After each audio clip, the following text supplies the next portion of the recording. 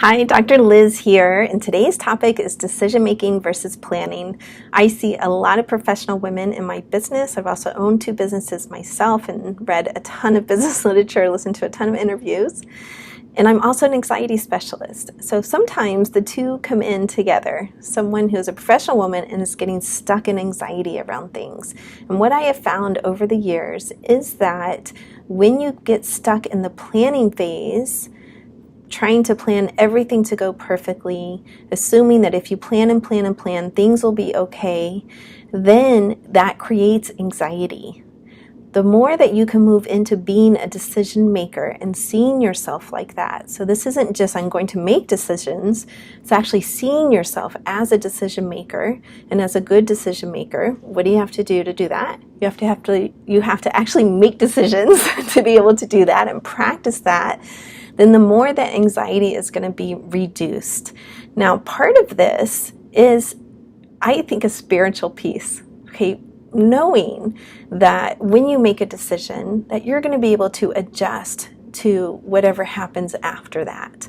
So this will often keep people stuck in anxiety when they don't have that piece of it. They say, well, how do you do that? Like, how do you just let go and make a decision? Like, what if something goes wrong? And they're running all kinds of disaster scenarios in their head, and we call this catastrophizing.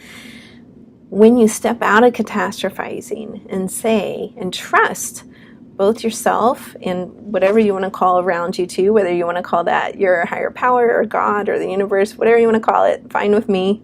When you trust mainly yourself in the spiritual component, that things are going to be okay, that you're going to be able to handle whatever happens, that you're going to be able to adjust and make new decisions or make new plans, then the anxiety generally comes way down.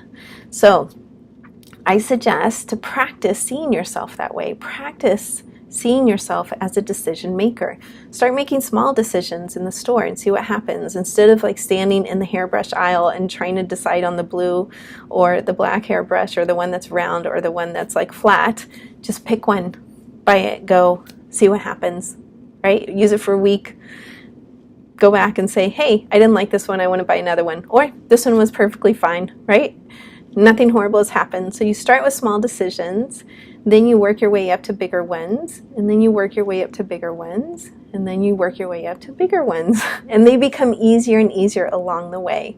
So it's step by step. You don't have to jump into making huge decisions all at once and overwhelm yourself. It's step by step. Start by practicing small and then begin to develop more and more trust in yourself and in that spiritual piece, whatever you want to call it, that you're going to be okay and you're going to be able to handle whatever comes along. All right.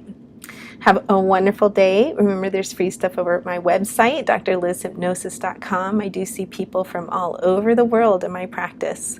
So give it a look over there and feel free to contact me. Peace.